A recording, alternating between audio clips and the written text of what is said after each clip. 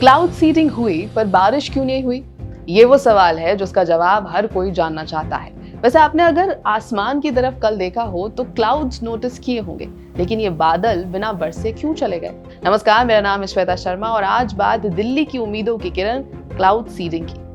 दिल्ली के आसमान में मंगलवार को क्लाउड सीडिंग की कोशिशें की गई। उम्मीद थी कि आसमान से कुछ बूंदें गिरेंगी और जहरीली हवा में थोड़ी राहत मिलेगी, लेकिन नतीजा वैसा नहीं निकला। रेन इंडक्शन का ये प्रयोग पूरी तरह सफल नहीं हो सका। इसकी वजह क्या थी और क्या ये अब से पॉल्यूशन का स्थायी सॉल्यूशन बन सकता है? तो सबसे पहले ये समझना होगा कि क्लाउड सीडिंग कोई मैजिक नहीं है। क्लाउड सीडिंग एक SOS सॉल्यूशन होता है। जब हालात बहुत खराब हो तब इस्तेमाल किया जाता है। एक्सपर्ट्स के मुताबिक मंगलवार को जो प्रयास हुआ वो पूरी तरह सफल नहीं था, क्योंकि बादलों में मॉइस्चर कंटेंट बहुत कम था। बिना नमी के बारिश कराना लगभग नामुमकिन होता है। तो मंगलवार को हुआ क्या? मंगलवार को IIT कानपुर और दिल्ली सरकार की टीम ने मिलकर क्लाउड सीडिंग मिशन चलाया। इस दौरान कुल 14 फ्लेयर्स आसमान में छोड़े गए। इन फ्लेयर्स में एक खास केमिकल मिक्स था, जिसमें सिर्फ 20% सिल्वर आयोडाइड था, बाकी हिस्सा था रॉक सॉल्ट और कॉमन सॉल्ट का मिश्रण। इस केमिकल का मकसद था बादलों के अंदर कंडेंसेशन बढ़ाना, ताकि वे पानी की बूंदों में बदल जाएं और बारिश शुरू हो जाए। लेकिन ऐसा हुआ नहीं। एक्सपर्ट्स ने बताया कि बादलों में मॉइस्चर सिर्फ 15 से 20% था। इतनी कम नमी में बारिश कराना बहुत मुश्किल होता है। बादलों में मॉइस्चर कंटेंट काफ़ी कम था, लगभग 15%। तो उसकी वजह से बारिश नहीं हो पाई। दिल्ली के ऊपर जो क्लाउड कवर था वो ऊपर से घना दिख रहा था, लेकिन वास्तव में उसमें पानी की मात्रा बेहद कम थी। IIT कानपुर की टीम ने जैसे ही रडार डाटा देखा, उन्हें समझ आ गया कि बादलों में रेन पोटेंशियल कम है। लेकिन कुछ फोरकास्ट में कहा गया था कि बारिश होगी, पर कुछ में कहा गया था कि बारिश नहीं होगी। डेटा के मुताबिक जिस क्षेत्र से उड़ान भरी वहां बादलों में नमी बहुत कम थी, इसलिए बारिश की संभावना लगभग नहीं थी।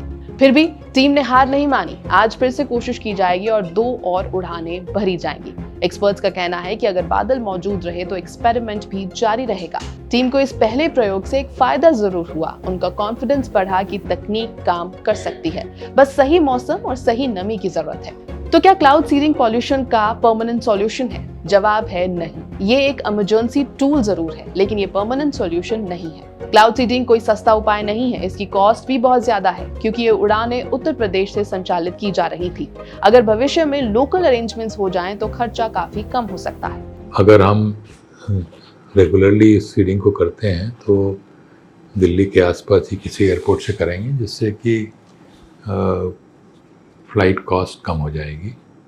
और उसके अलावा यदि हम आज के सीडिंग का अगर देखें तो करीब 300 स्क्वायर किलोमीटर में हमने सीडिंग करी और कॉस्ट इसकी लगभग 60 लाख रुपए के आसपास होगी। हालांकि डिटेल कैलकुलेशन मेरे पास नहीं है, लेकिन मेरा अंदाज़ है, जिसका तात्पर्य है कि करीब 20,000 रुपये प्रति स्क्वायर किलोमीटर की कॉस्ट आई। और यदि हम 1,000 स्क्वायर किलोमीटर में करेंगे तो ये 2 करोड़ रुपए प्रति 1,000 किलोमीटर हो जाता है। और अगर हम पूरे विंटर सीजन में इसको 12 बार करते हैं, जो कि लगभग 4 महीने में 10 दिन में एक बार क्लाउड कवर का एवरेज आता है, तो ये करीब 25 करोड़ के आसपास, तो 25-30 करोड़ रुपए पूरे सीज़न की कॉस्ट मेरा अंदाज है जो कि आएगी।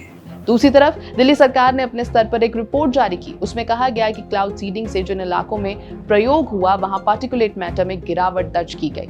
रिपोर्ट के मुताबिक दोपहर 4 बजे के आसपास नोएडा में 0.1 mm बारिश रिकॉर्ड हुई और उसी समय ग्रेटर नोएडा में इसका 2 गुना यानी 0.2 mm प्रेसिपिटेशन दर्ज हुआ।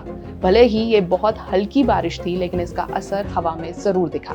सरकार की रिपोर्ट के आंकड़े बताते हैं कि क्लाउड सीडिंग से पहले पार्टिकुलेट मैटर 2.5 लेवल था। मयूर विहार में 221, करोल बाग में 230 और बुराड़ी में 229।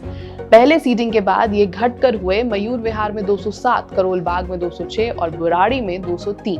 इसी तरह पार्टिकुलर मैटर 10 लेवल भी कम हुआ। पहले था 207, 206, 209, जो घटकर 177, 163 और 177 हो गया।